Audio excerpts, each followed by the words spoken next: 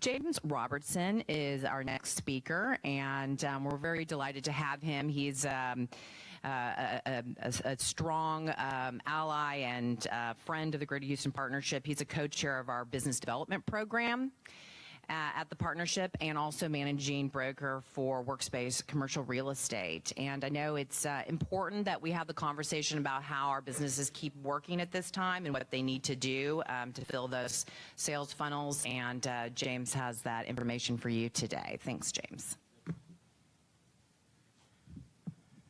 Can I take this off? Okay. All right. Good morning, everybody. How's it going?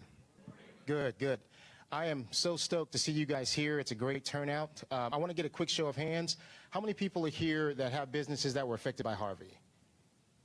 Okay, keep your hands up. How many people here had a cash flow reduction of more than maybe 20% that they saw because of Harvey? Okay, so what we want to do today is I am co-chair for business development for the Greater Houston Partnership. I want to spend all my time on giving you as much information as I can to help you get your pipelines in order. So please ask questions. Okay, so first to start off, let me get the clicker here because my hands are full. So I don't need to remind you how impactful Harvey was to everybody here. I think Patrick did an awesome job, as he always does, on giving us the data, actionable data that we can use to share with clients to see the impact. But the story that's not being told as much, simply because we don't have the data, is how small businesses are doing. How businesses that are doing that are not global or regional, that have smaller balance sheets, that have maybe retail shops that have to survive, right? So what's the story? From a small business perspective, most of my clients have told me stories of dealing with cash flow interruptions because of congestion, traffic. They can't get to a lot of the stores. You also have major institutions closing, schools, government entities, for example. One of my clients is a tutoring center. When the school shut down, he lost all of his students. So he had to stop for a pretty significant period of time. He had to lay out again how he was going to plan for the next quarter because of that interruption in business. You also have retail. Now, Patrick did a great job talking about office and industrial impact on the Houston market. Retail is the hottest sector for Houston. It's the one that's been the most active. It's the sector that has the gains. Unfortunately, we don't have the data yet to see how much damage Harvey did on the retail side. But I can tell you this. When you look at the corridors along I-10, where Patrick showed a lot of the flooding, those are retail stores that got hit. When you look on Northwest Houston, those are retail shops that got hit. Now the regional and national chains, they have the business continuity insurance, they have the cash flow to be able to sustain that. But if you're a local bike shop and you may have had a rainy day fund that lasts you 2 or 3 months, how did this impact you, right? So those are stories that we're still getting, but I can tell you that businesses are failing because of that interruption, and the others that are not going down are struggling and trying to boost up their cash flow. So restaurants were particularly, that's pretty cool slide there. Now restaurants had a pretty unique story when it came to Harvey because people are not dining in as much. Now you guys know that Houston is one of the restaurant capitals of the world, right? We do very well with restaurants. That being said, it's still one of the most riskiest sectors. You can ask any banker here that if somebody asks you for a loan and they say they're a restaurant, good luck, right? It's tough. So restaurants already had a high amount of risk, but with the slowdown of discretionary cash combined with people not having the access they did before, restaurants are getting hit harder. Our business was even impacted with some deals that we were looking at acquiring restaurants where the valuation changed because the landscape has changed here. So these are real problems that people are dealing with. Court system, not a lot of people talk about that. When courts shut down, attorneys don't go to the courtroom. You can't throw a rock in Houston without hitting 2 or 3 attorneys, right? So there were some significant changes that happened when attorneys had to have some time off from hitting the courtrooms. Many mid-sized, some larger law firms had to make decisions on whether or not they were going to keep some attorneys on payroll. So these are real stories, not to mention the mom and pop or local law firms that are here, that could they sustain that 2 to 3 month interruption? Okay, so Harvey revealed some things to us. From a salesman's perspective, from a business development perspective, this could be an opportunity that reveals opportunities to grow. It may reveal weaknesses in how you manage your cash flow so you can change it, or it could be something that swallows you. It just depends on where you were positioned before and what you want to do now to move forward. And that's what we're going to focus on here. Okay, so Cash flow is a huge part of that. Before we talk about charging up your cash flow, before we talk about building up your sales pipeline, the number one killer for small businesses, I'd say to the tune of 82%, according to SCORE, is lack of cash flow management. That means money's going out the door that you're not accounting for. So you can have great sales, but if you're not managing your money properly, it's not going to do you much good. So cash flow problems, like I said before, is a big deal. So as we get started and look at our pipeline here, I want to talk about some of the things that you need to do to manage your cash flow quickly so we can jump to the sales part. So the first thing is lowering overhead cost. Now, I probably won't tell you something in this section that you don't already know, but you do need to ask yourself, am I doing it? Because a lot of small business owners that I've talked to were having issues controlling this. Now, when you're dealing with lowering your overhead cost, if you guys have leases right now, I want you to know that if your property was physically impacted by Harvey, meaning that your retail shop or wherever you were at, if there was a flood there and you can no longer habitate that space, there should be provisions in your lease where the landlord has a set period of time to rectify that problem, and if they don't, either they or you or both have the option to kind of terminate that lease. What you may not know is that even if your lease doesn't explicitly say so, you need to renegotiate terms whenever possible with your landlord, simply because you've had a change in business. Maybe your cash flow has changed. Maybe you need that to stay in business. So it's a negotiation. It doesn't mean that they're going to go along with it. It's a conversation that needs to be had, however. And I would advise you to talk to either your attorney or your broker and to find out what the market expects in situations like this. We've had several clients where we've pushed back 2-3 months of rent and flipped it on the back of the term, which gives them extra cash flow to invest in some of the stuff I'm going to be talking about, okay? I want to remind you guys, if you have questions, because I'm moving fast, just ask me, and I'll take questions from the virtual audience as well.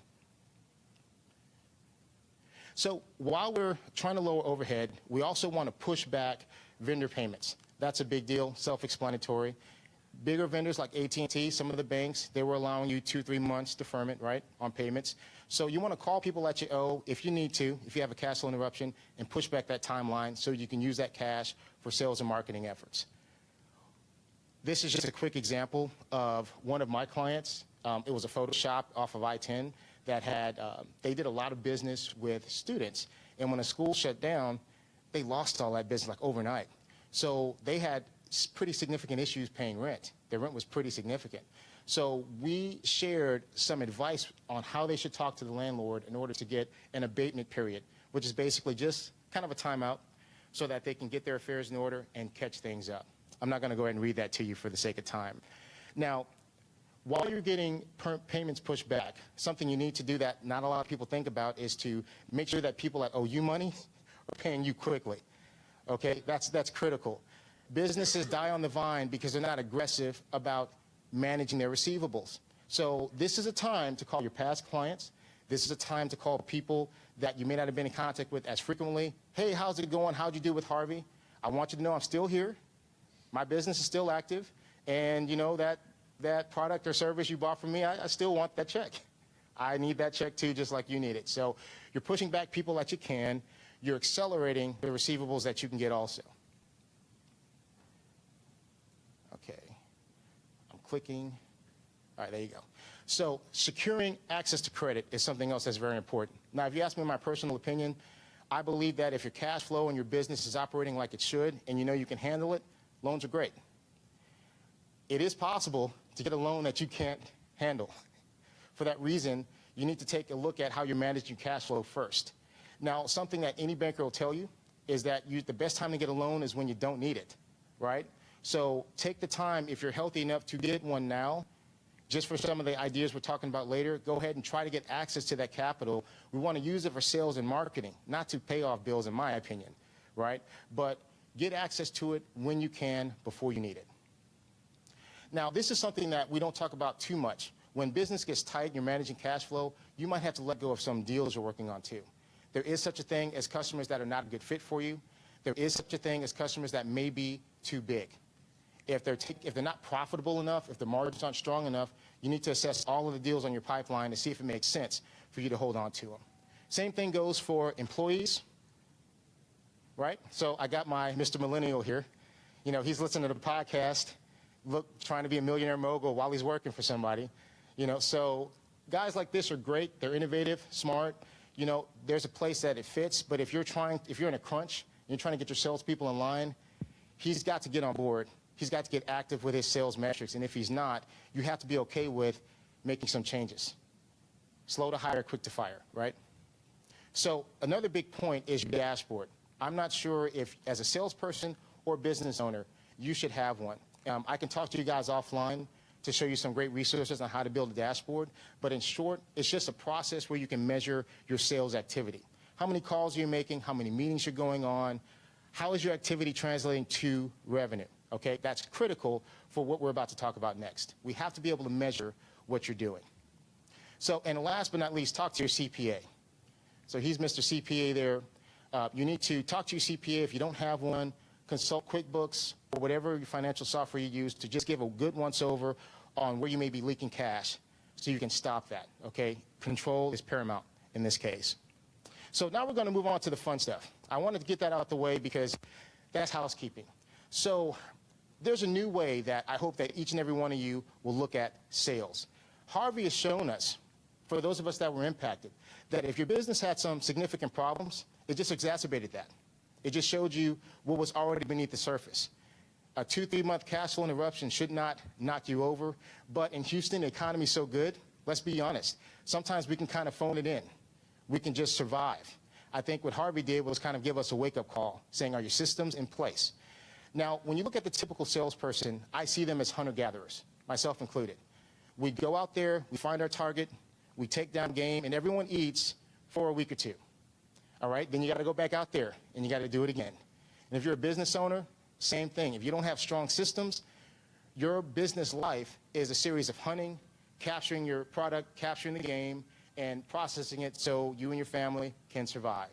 Now, I want you to take a look at this guy here that's hunting down. I kind of see this. I picked this because I'm in commercial real estate, and that's kind of how we talk about our business, taking down big clients. And I'm sure our clients wouldn't approve of us seeing them as a mastodon, whatever that is up there, right? But that's how we like to visualize, you know, our relationship. It's a challenge. It's one of the things great about sales. One of the things I like about sales, right? And I'm sure you guys do too. Now imagine a hunter-gatherer seeing a farmer, just this guy with some seeds and putting it in the dirt. I mean, what would he think about that person? What's this idiot doing? You know, I'm out there, I got a ham hock on my shoulder. I'm walking back to the tribe, I'm all proud of myself, and we're eating for a couple of days, and there's this guy off in the corner that's planting seeds, and that's all he's doing. And so over a period of time, you know, when right before wintertime, I'm still out there in the woods because I got to get more game. All of a sudden, his harvest is starting to come out.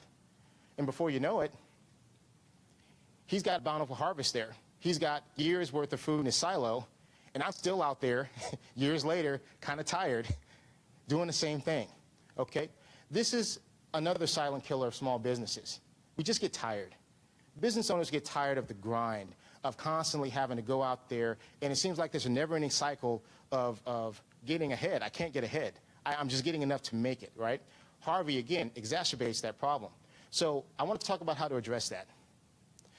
So this is a pretty different idea for most people, but for big businesses, they've been doing it all the time.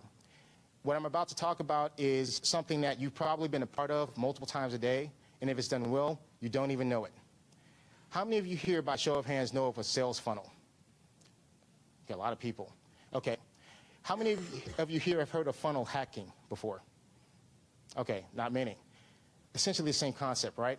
But, and I do want questions if you guys have them here because I'm going to have to move quick. Can you tell me when I have 5 minutes left, please? So a sales funnel in the most basic form is having a vehicle, a series of either advertisements or emails or mail campaigns or phone calls at the top level where you are pushing leads down into this funnel, okay? Now, once you're into that funnel, you have to have a process that automates the relationship with that potential customer. You can't do it yourself. This is the planting seeds. It's impossible for you to do it yourself. And that's a good thing because we want your hands off of this so you can have some real growth in your pipeline. So you get your lead mechanisms in place. That's where you're drawing them in.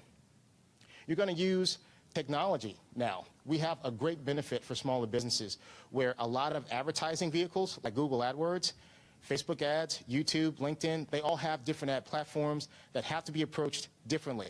They have their own way of doing things, okay? But once you learn them, and I suggest you start one at a time. Google, I would suggest first. Their AdWords here in my industry, office space is about $8 to $9 per click. That means that someone looking for office space on Google, if I want to buy that lead, it'll cost me $8 to $10 for that one click. That's pretty expensive. Now, there are some industries where the price per click is as low as 25 cents. Now, how impactful is that if you have a printing business? You know, I don't know their pay-per-click numbers. I'm just throwing a number out there, right? But let's say you had a printing business. If you can buy a lead for 25 cents to get someone on your website, how much value is that to your business?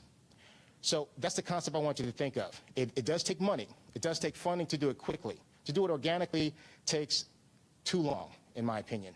Most of us want to see gains now. And that's why I'm encouraging you to get your cash flow in order so you can invest in these vehicles to see those gains now. So Google is one example. I talked about the social media platform as well. With Facebook, does extremely well with the algorithms. I suggest each of you spend some time there to look at how they gather data on their customers, and they can route people to your site. Okay, so Facebook's another one I think is very good. Google is at the top because it's the #1 search engine. You can't beat that. Facebook is second because a lot of your clients are still on there. I still would say YouTube, but I don't have the time to get into all of those here, but we can talk offline. But definitely look into those first two for now. Okay, there we go. So your website. This is where all of this lead activity is routed to your website. I want you to see your website as your personal salesperson. Now, 95% of the websites out there have a very poor salesperson. Imagine someone coming up there looking for a product or service. And imagine that salesperson, which is your website, saying, "Hi, my name is so-and-so. Would you like to know more about us?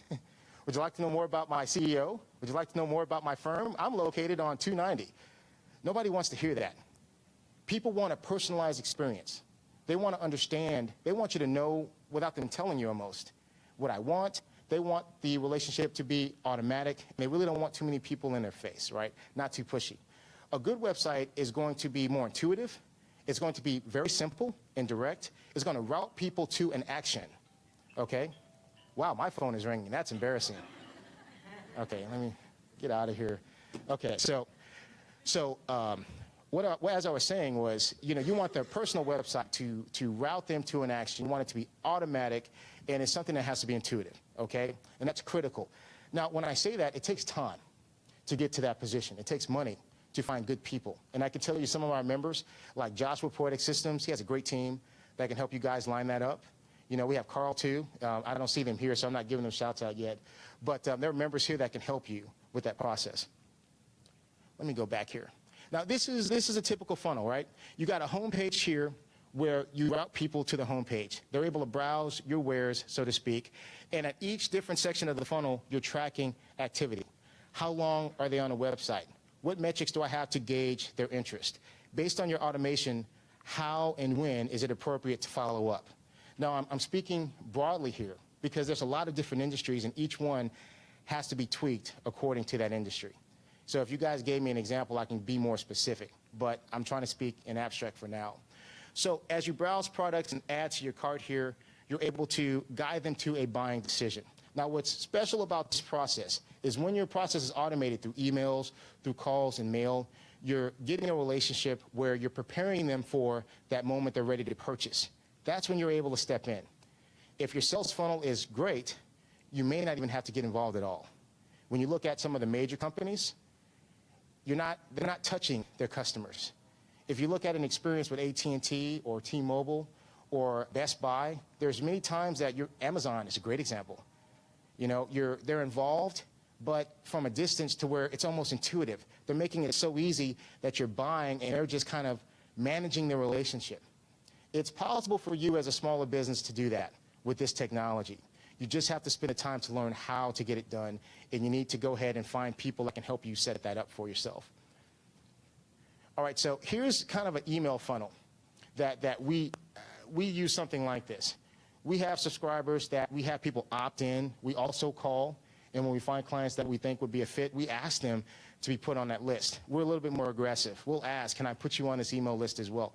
And once we do that, because in our business, someone may not have a buying decision for a year or two. And in that time period, I need to keep up with that person in the meantime by giving them relevant information. So this funnel will show pretty much how many subscribers I have versus people that open the actual email, who's opening it, who's not opening the email, and if they're not, I can go ahead and remind them, hey, is this information valuable to you? Can I make it better? You know, that's the kind of relationship aspect that you want to have in your funnel. But at the end of the day, you're routing people to an end result where you have people purchasing from you. That's what I want you guys to get from this. So one of the last bits of information I want you guys to have before I open it up to questions is to increase your activity levels. So besides the funnels themselves, okay, if you're not there yet, where you're not that tech savvy, you're saying, hey, look, I thought I was going to come here and hear, hey, make a bunch of cold calls. You know, let's get on the phones more. If you're expecting that, you know, I tried to get away from that because I could tell you that, and yes, it'll work to a certain extent. It will. But it's just not, I don't know if it's sustainable in this day and age. It's not comfortable to have that kind of relationship with today's consumer. They're just too smart. You know, I was talking to one of my colleagues here, John, about what it's like as a commercial broker calling clients. Most of the time, you're calling the right person at the wrong time, right, or the wrong person at the right time. I forgot the last one, but that's how it feels, right? I don't want you to build your business model just on that. It's an important part. You still need to do it, but you can't sustain yourself on it alone. So increase your other numbers. Do you have an email list? Are you providing content to your personal website? Do you have content on a social media page? Okay, what is your brand like? What's your loyalty like? What are people saying about you? Do you have social proof on the internet that shows that you're a viable service? I'm going to give you guys a real quick example of a construction industry that I saw in our neighborhood after the flood. Construction doesn't have a problem getting business right now, right? They're doing very well. There are some people that do have some challenges, though. And those are people that are pretty new. They know that a business is out there. They're trying to take advantage of the opportunity. And I wanted to tell the guy, I saw him putting out signs in people's yards saying, hey, I do construction. You know, I get it. I applaud him for the effort. I saw some other people in his team going door to door saying, hey, we're doing construction, you need some drywall work. Again, I applaud the effort. But today's consumer, they're going to look in their social circles first. They're going to post on Facebook, who does drywall? They're going to look online and research the person before. So the guy on the street has a little bit more trouble, even though he's working harder, I think, than the guy that's smart enough to go online and to get social proof or a review or two to maybe do a post on, here's some things you need to do to get your house in order after a flood. And those things make a difference. So I want to encourage you guys to up your metrics, up your activity in those areas. Okay? You still need to measure it to make sure it has value, but you still need to increase your activity there. Let me see here. I think that's... Well, it's not working, so I guess I'm done. Okay. So now we talked about the client piece here and reaching back to your customer. So if you're asking people how Harvey was for them, past clients are a great place for future referrals. I wanted to make sure in this presentation we talked about the importance of referrals. If you are an established business, reaching back is one of the first places I would go. Check to see how they're doing, grow that relationship. They may have a referral or two for you there. So one of the last points here is non-negotiable standards. So we talked about sales funnels. We talked about building relationships with your past clients. One thing that's important is if you are one of those lucky industries like construction that's getting a lot of new business, it's important that you have understood clearly what parameters make a good client for you. If you're not clear on what size the client needs to be, what their credit needs to be, what type of work you want to accept, please stop and get that lined up first and only take on business that you feel comfortable and that you're excited about handling. That's going to keep you in the green. It keeps you out of wasting a lot of time and possibly getting bad reviews, which hurts your social proof. Okay. So that's my presentation, guys. I hope that you guys have some questions we could talk about with the time remaining. We have time for one question. So does anybody have any questions? Yes. You mentioned relationship is automatic. What can you expound on that a little bit? What, the sales funnel? Yes. Okay. People want a personalized experience. Yes. Relationship is automatic. Well, that's a good question. So the short answer is we want it to be intuitive. When you go to a website, you think about the buying experience for a customer. The first thing they typically do is go on a search engine to find out more about the product. When I say automatic, I want you to imagine experience. What's your business? Consulting. What type of consulting? Financial information. Okay, so let's say someone was looking for someone that did financial and information systems. They're going to go online and search for it first. Imagine them seeing your face on a video that talked about, top 10 things that your clients benefit from, because they're doing research. They're not looking for someone to buy from yet. They're doing research. So let's say they find your video. They go to the YouTube channel. They see several other videos that intrigue them because they're all about issues that matter to them. So now they're getting educated on what they need to do to get their financial house in order. They're starting to like your personality because they see you on video. They see you talking to them. Then they go ahead and click on your website. They see more information and content. You have a free offer. Hey, look, first hour is on the house, or some special incentive that draws them in. It's a trigger that gets their email address. That's the automatic part, okay? And we call that a splash page in most cases. So based on that trigger, you're giving the email address over. Now you have an automated series of emails after that. Hey, thanks for joining our list. We love our clients here. Here's what you can expect from us. 3 days later, you're checking in automatically by email. I just wanted to make sure you got everything you needed from the website. Here's some things we're offering now. Are any of these of interest to you? I'm just throwing stuff out, right? So this is the automatic part. Now, we have automatic emails up to a year that do this. Now, we're still involved, but the automatic part is it's going out by itself. And what we're doing is we're watching those conversations, and we're watching who's responding to it. We're watching who's opening those emails. And based on that information, we're able to decide who we want to talk to and who's not really ready yet. And we let the system kind of cook them, I call it. We just let them get processed that way. So that's the automatic part. Okay. Well, that's all the time we have now, but thank you guys so much. Thanks, James. We're actually, because of the title of today's program, we didn't build in any breaks. My mistake. Let's go ahead and take about a 2 or 3 minute break. We'll bring our next presenter up, but give you a chance to grab a coffee and just say hello to your neighbor. Thanks.